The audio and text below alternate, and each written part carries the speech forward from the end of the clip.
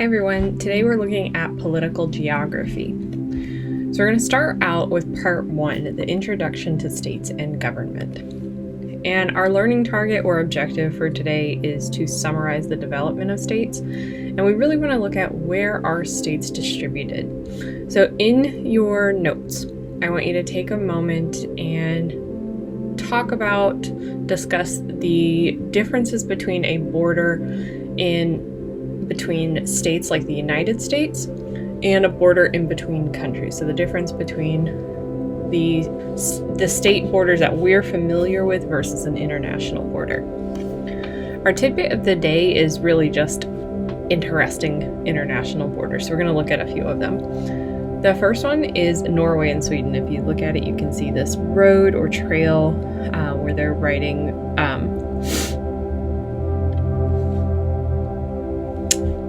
snow machines and going all the way very straight down. You can see it's very heavily guarded by trees. This is between Austria, Slovakia, and Hungary. Looks to be a picnic table. Here we have Poland and Ukraine. Here we have the Netherlands and Belgium. Here we're looking at Argentina, Paraguay, and Brazil. Haiti and the Dominican Republic. Very drastically different environmental policies here. Here we're looking at the US and Mexico, then the US and Canada. And again, these are fairly limited, so obviously there are places where it's drastically different, but just kind of thinking about the difference between that and what we can see down the middle. Okay, so getting into the meat of political geography, and here we're looking at another border, and you can see the big wall going down the center of it. So we're going to start out with the distribution of states. This map here is showing the territorial changes between 1935 and 1939 with what we think of as Nazi Germany. So we start out with this deep red. This is Germany original. Then we are going to start gaining some land. We get the Saarland in 1935, the Rhineland over here. The Saarland is right here. The Rhineland over here in 1936, the Sudetenland and Austria, the Protector of Bohemia and Moravia, the Protective Zone up here. Nope, sorry, that's the Memel District. Protective Zone here. And we can just see that it just is increasing. And this is related to something called irredentism. It's the idea that these are German people, they're ethnically German, so the argument was made that they should all be within Germany. And it wasn't bringing them into Germany, it was bringing Germany to them. It was expanding Germany. All right, so our basics. A state. We're used to thinking of the United States, but that's not necessarily always going to be the case. So usually when we're talking about states in human geography, which we've talked about before, this is an area organized into a political unit and ruled by a government. This is dealing with internal and foreign matters. Usually when we talk about states, what we're talking about is countries. Sovereign means that it is independent of control from other countries. It is sovereign, it rules itself. A microstate is a super tiny little state, and this is stuff like the Vatican, San Marino. So in your notes, I want you to take a moment and say, or respond to these questions. So why are the borders where they are? So what do you think decides where one country starts and another one ends? Because we do have these borders in between all of our countries, and they're affected by different things and come into play in different ways. So, origins of a state. And irredentism, that was that word that I talked about before. This is when one state wants to take land that is related but no longer part of the state. And we get this, again, a lot with Germany here. So, they wanted all of the ethnic Germans in Germany, which kind of meant going around and taking all of these lands, not necessarily entirely occupied by German ethnic groups, but that was the argument. The Domino Theory is a theory that sprung up during the Cold War that basically said if one country falls to communism, all of the countries around it will also fall to communism. Obviously, this is a very American or Western concept because we're talking about falling to communism. So there was a fear that if we allow one place to become communist, everything else is also going to become. It's basically going to explode and land everywhere. Territoriality is the effort to control parts of land for political and social ends. Basically, people want to control a place for political and social means. They want to be more powerful. The United Nations, or the UN, is an international organization that is intended to solve global problems. So they tackle such things as military conflict, economic, human rights, and humanitarian relief, all kinds of stuff. They go out frequently because they are an international, supranational organization. They're outside of the government of other countries, but they have multiple countries involved, and there are a lot of different pieces involved with them. So I will post this video in Google Classroom and in the link in the description. But the UN has something called the Security Council. It's the UNSC. And there are several rotating member states, but there are 5 permanent member states, and it's France, the United Kingdom, the United States, China, and Russia. They are always there, and that's part of the reason why the United States is considered an international police power. It's not them by themselves, but they're part of it, and that's part of why we get involved in things that are in other places in the world. So looking at how we define a state. We have problems because more than one state may claim a territory. This is one of the reasons why we have problems. So for example, we have Korea. They actually just came out of technically being at war, so this is not technically any longer the case, but they had been at war for literally decades, and they are divided along the 38th parallel. So here's our 38th parallel. Remember, a parallel is a latitude, and just along this line we have something known as the DMZ, and that's this here. This is the demilitarized zone, and it basically is a not quite neutral area between the two countries. So remember too that Korea is a multi-state nation, so they have one ethnic peoples that are divided between the two countries. Another couple of interesting places are the Arctic Circle and Antarctica. So the Arctic Circle up here, we can see we have several countries that surround it, and we have some agreed upon borders here in green, and we have some unsettled borders here in blue, and that the farther north we get, the more contested it tends to be. And then this little red dotted line is our 200-mile line from the coast, and we're going to talk about that in the United Nations Convention of the Laws of the Sea later on. But it's a contested territory, so we want to remember the resources and things that are available here and why people might want that space, because it's not just ice. Same in Antarctica. So we have several countries that are claiming various areas on the continent. A lot of them overlap. So for example, we have Argentina that's overlapping a lot with Chile. We also have the United Kingdom in here. We got Norway, Australia, and a couple different places, France, and then we have a couple of unclaimed spots, New Zealand. And again, can be some issues surrounding this stuff. So I want you to take a moment in your notes and define state in your own words, and explain how states develop using a contemporary example, meaning using something fairly modern. Next up, we're going to talk about government. On the national scale, we have 3 major types of government. We have democracy, autocracy, and theocracy. A democracy is where citizens elect leaders and can run for office. An autocracy means that the country is ruled according to the ruler's interests. Auto meaning like self-ruling, essentially. And then theocracy, where we have priests or spiritual leaders who are ruling in the name of God or of a god. So theo is dealing with God or religion.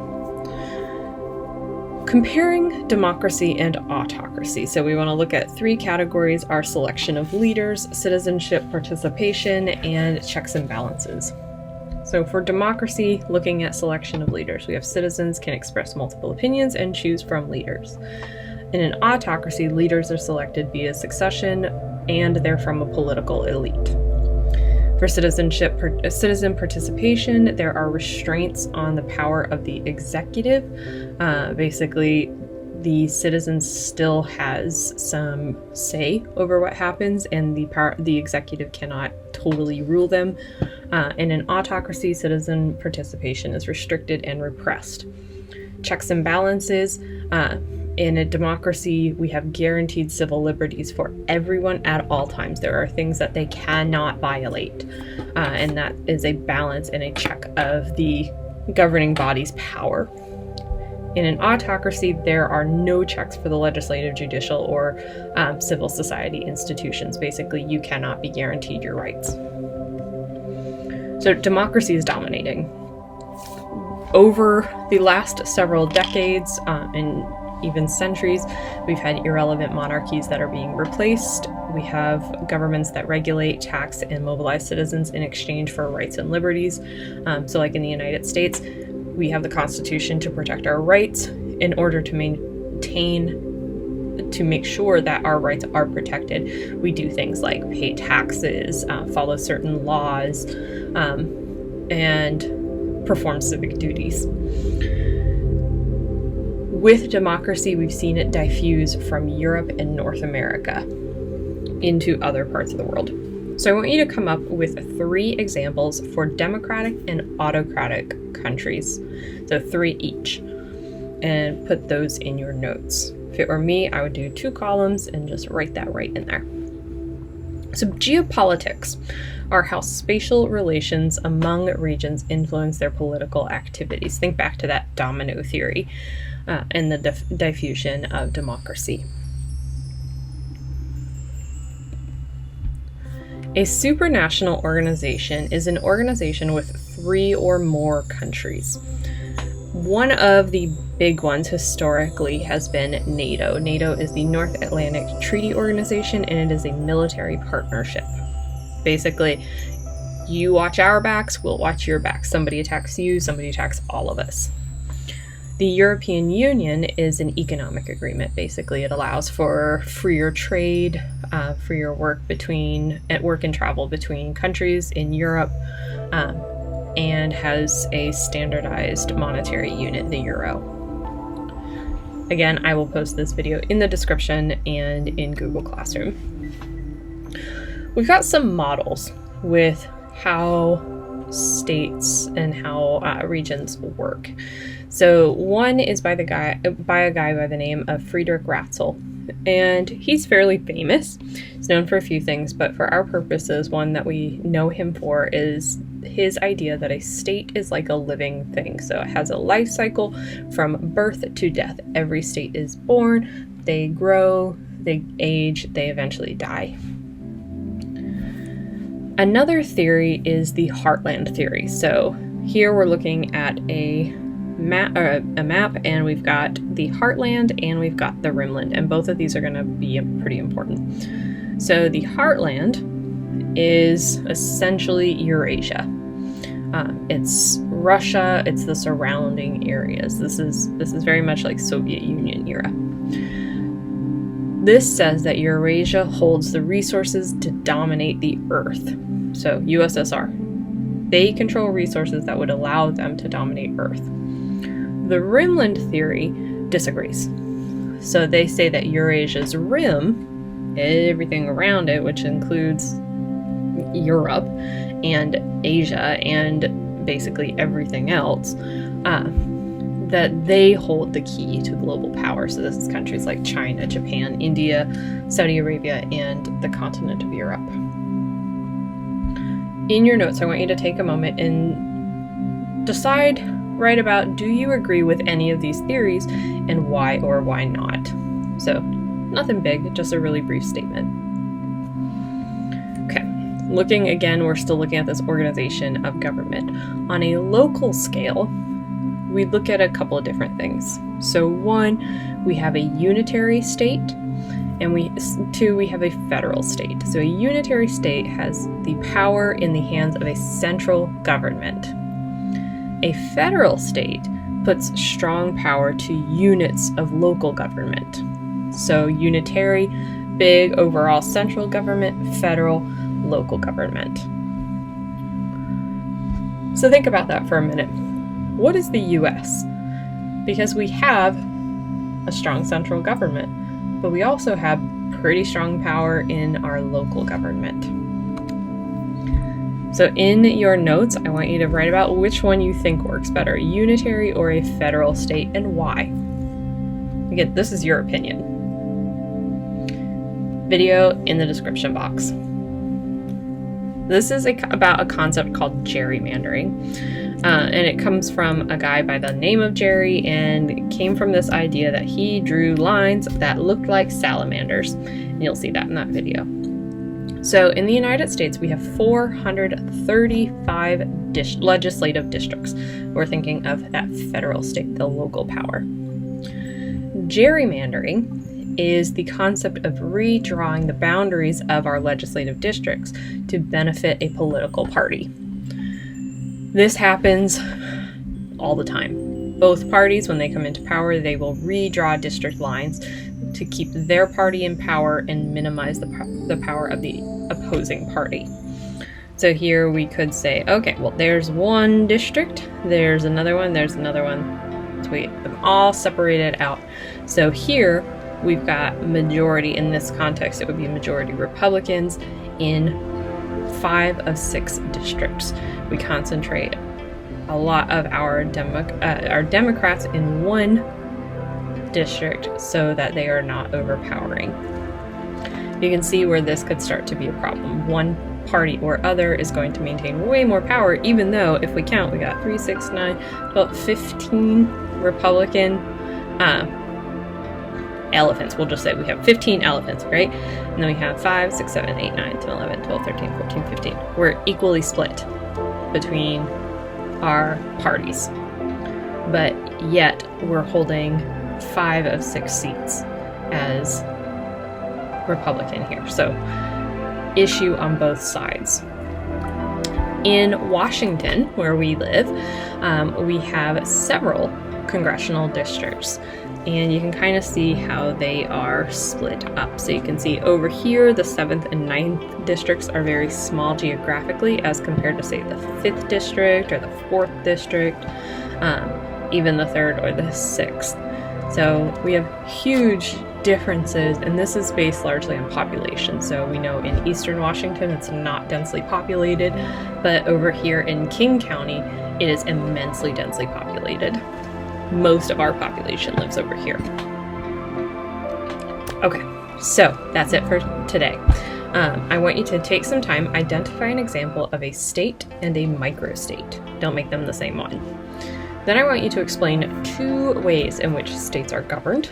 And finally, I want you to describe the influence of geopolitics on states and the use of supranational organizations. And that's it for today. So bye. Make sure you go back and check everything out, rewatch anything that you missed, check out those videos in the description box below, and have a great day.